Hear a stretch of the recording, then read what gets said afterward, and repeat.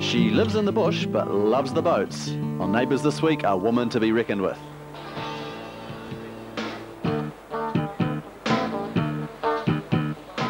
Small people often drive big cars, but there's not many that go to the extreme of large boats. Enter Sally Fody, surely one of Auckland's most colourful ferry skippers.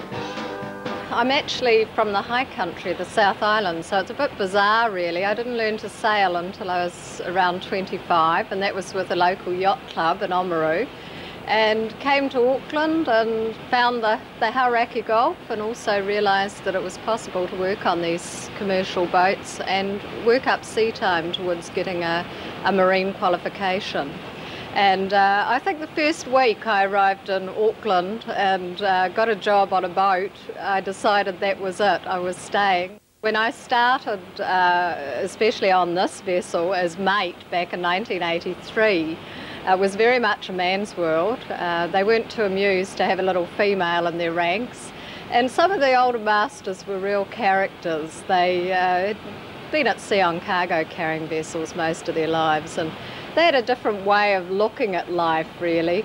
It was a whole new scene for me. You come on the boat and you do a good job and you're showing somebody else up. And if you do perhaps something that is a little extra, then the attitude was that in those days that you were taking somebody's job off them.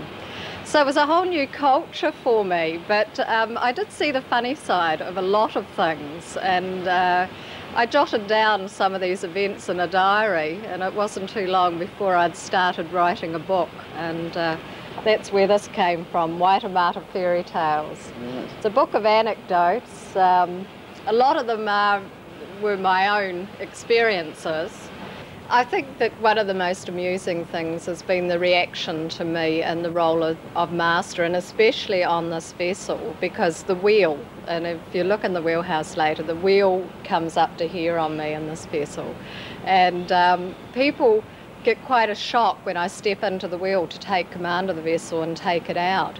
People come and look at me swinging on this big wheel as I'm taking it out of the ferry basin here, and they'll say, "Are you driving this?" So of course I have them on a bit. I always like to say, "Oh no, I just pretend. There's a man back there in the other wheelhouse drives it."